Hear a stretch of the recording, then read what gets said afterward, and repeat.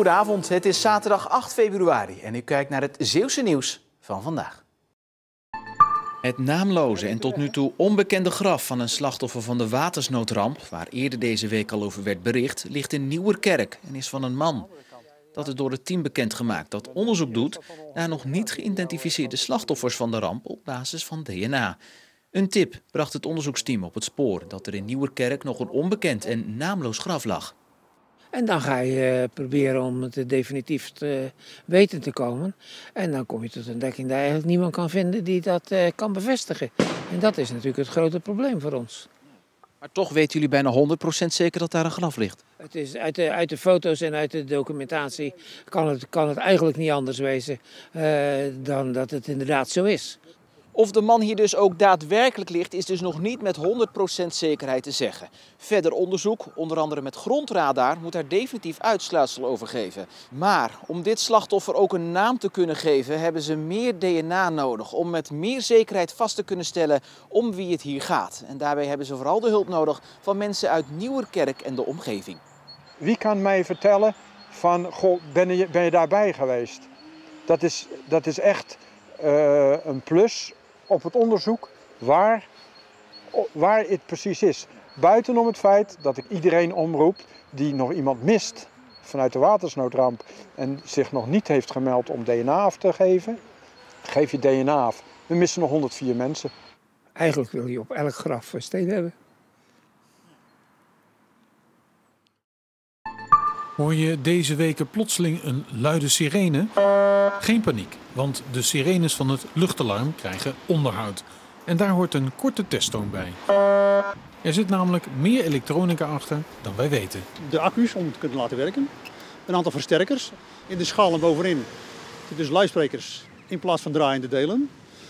En ja, die sturen het signaal naar buiten toe. Dus als we dat gewoon moeten controleren, dan doen we dat op deze wijze. Hoeveel masten zijn er eigenlijk in Zeeland? Zeeland telt een kleine 200 masten. Dat zijn niet allemaal echt van deze palen. Wel sirenesystemen. En de ene is een grote mast, de andere een kleine mast. Er zijn ook masten op bedrijven die soms op het interne systeem aangesloten zijn. Maar circa 200 systemen hebben we. Komt het nou vaak voor dat er storingen zijn aan de masten? Nou, de meeste storingen die gemeld worden is na het eerste maandag van de maand. Dat iemand hem niet gehoord heeft die normaal gesproken wel hoort. Nou, daar krijgen wij bericht van. En dan laten wij alsnog een keer een test uitvoeren. En dan hoor je een testkreun, zo gezegd. Korte toon. Een korte toon. Want normaal gesproken? Nou, de eerste maandag van de maand laten we altijd de lange toon horen. Dat betekent dat het dus of een maandelijkse test is, of er is echt iets aan de hand. Ja, dan moet u wel even rekening houden dat u dan ook gaat kijken op de goede website en op de regionale omroep. Toppie, jij bedankt weer. Tot de volgende, hoi hoi. Een grote verrassing vanmorgen voor een van de bewoners van verpleeghuis Cornelia in Zierikzee. De 35-jarige Erik den Hollander, ooit bijrijder op een vrachtwagen, zag een droom in vervulling gaan. Het zijn allemaal vrachtwagens. Allemaal? Ja. En dan heb ik nog een hele grote verrassing voor jou. Dat is een vrachtwagen en daar gaan we jou in zetten. Ja, je langs de chauffeur zetten. Erik werd op zijn 17e getroffen door een zwaar ongeluk. Een van zijn vaste verzorgers, Wendy Bolle, regelde met de stichting Noah for All dat hij nog een keer met de vrachtwagen mee kon. Een grote verrassing.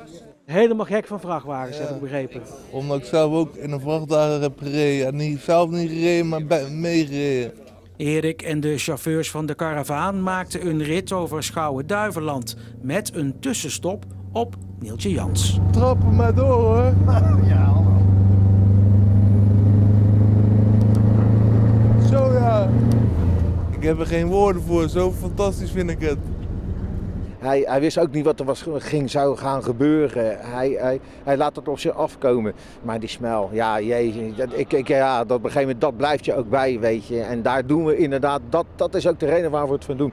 Een stukje geluk overbrengen naar die mensen. Het is zo simpel.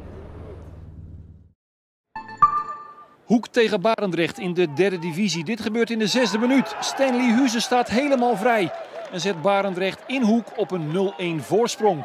Een tegenvaller voor de Zeeuws-Vlaamse ploeg, die uit de laatste 9 duels slechts 2 keer heeft gewonnen. Hoek creëert weinig kansen, maar komt na 35 minuten spelen toch op 1-1. Via de keeper gaat het schot van Van der Pitten binnen. En is de stand weer gelijk. En dan lijkt het ook op 1-1 af te stevenen. Maar vlak voor rust gebeurt dit. Dit is Rami Salem in duel hier met Banani. En Banani maakt dan een overtreding in de ogen van scheidsrechter Matthijs Jobsen uit Sint-Laurens. En dan gaat de bal op de stip. En krijgt Barendrecht in de blessuretijd van de eerste helft nog een penalty. Tim Eekman gaat de strafschop nemen en die maakt geen fout. En zet Barendrecht op een 1-2 voorsprong bij rust.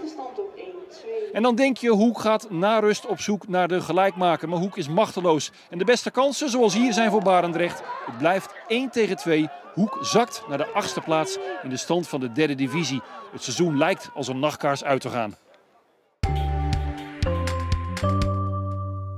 We hadden vandaag te maken met veel meer bewolking dan de afgelopen dagen. Deze bewolking arriveerde in de ochtend en in de loop van de dag werd die bewolking steeds dikker en dikker, totdat er uiteindelijk ook wat lichte regen uitviel in de middag. Veel wind was er vandaag nog niet, maar dat gaat veranderen. We gaan naar het weer voor vanavond en vannacht. Het blijft vanavond en vannacht droog en we krijgen vanuit het westen ook af en toe een enkele opklaring. Bij een matige zuidenwind zakt de temperatuur tot ongeveer 6 of 7 graden.